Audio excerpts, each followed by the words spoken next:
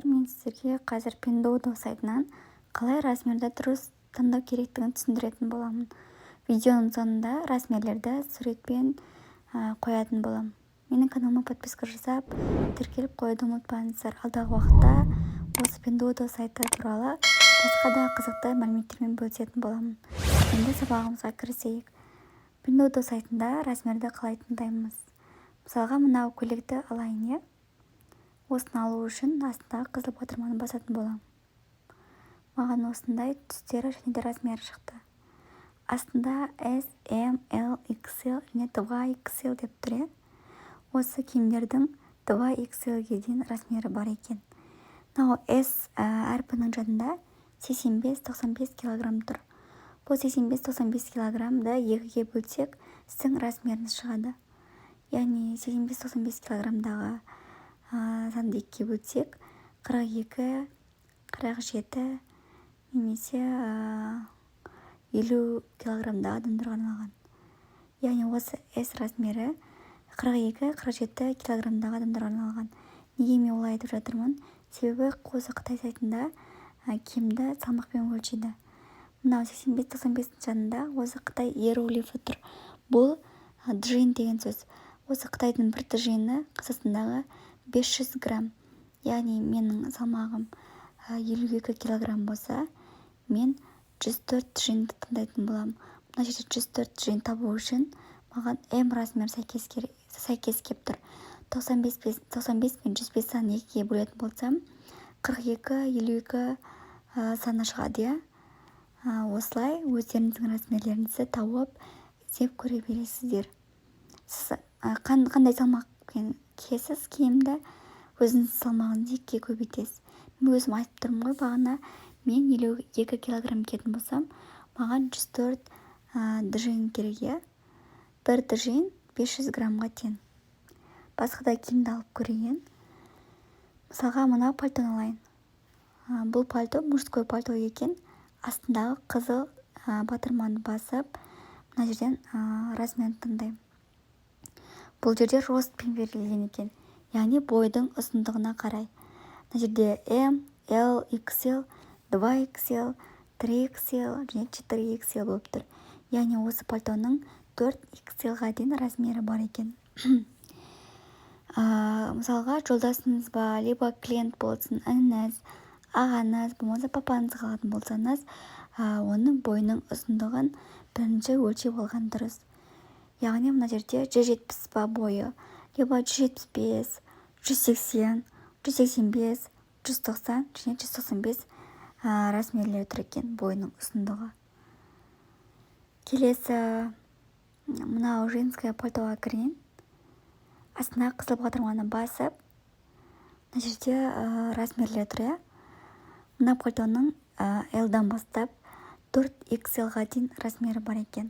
XL размері 60 немесе 65, 68 размеріне кетеді. Осылай өз салмақтарыңызды екіге көбейтіп таңдап аласыздар. Енді мен мужской свитерге кіремін. Мына жерде қара, астына қызыл батырманы басам. Мына жерде маған салмақ және де M, L, XL және 2XL, 3XL деп тұр. Мына водолазканың M-нан бастап 3XL-ға дейін размері бар екен. M размері 40-50 кг-ға арналған. Яғни 80 мен 100-ді екіге бөлетін болсақ, 40-50 кг салмақ шығады. Бірінші салмақтан нақты біліп алып, содан соң размері таңдайсыздар. Енді мен аяқ киімге кірейін. Негізі аяқ киім көбінесе мамамерка болып жүреді. Мен 37 размер киемін ба, өзімнен бір размер үлкен таңдаймын. Яғни 37 киетін болсам, 38 размер таңдап, мына жерде түсін таңдап ала берем. Аяқ киімді көбінесе бір размер үлкен алыңыздар. Енді детский киімға кірейін. Мына жерде пальто тұр. Ер балаларға кішкентай пальто тұр. Негізі балдарға көбінесе бойының ұзындығымен таңдаймыз. 1 жастағы балаға 80 размер болады. 2 жастағы балаға 90, 100, 3 жастағы балаға 110. Мысалға менің балам 3 жаста, мен оған 100 размерді таңдап аламын. Негізі бойының ұзындығын өлшеп алған дұрыс, өйткені ұзын немесе қысқа болып қалмас үшін.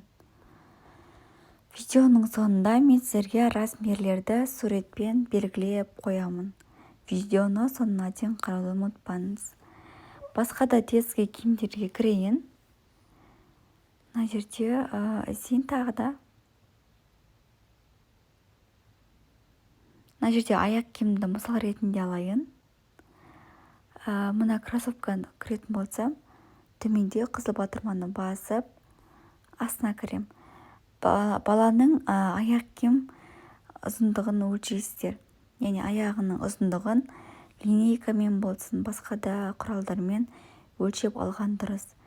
Мына жерде 22 размері 13-те 5 сантиметрге болады. Мысалға менің баламның аяқ киім размері 16,5, мына жерде 28 сантиметр және 16-да 8 сантиметр деп тұр. 28 размері 16-да 8 сантиметр өлшемінде болады. Мен осы размерді таңдаймын. Сіздің балаңыз аяғы қанша киеді, және соның размерін өлшеп алған дұрыс. Ол обязательно себебі тар немесе үлкен болып қалмас үшін.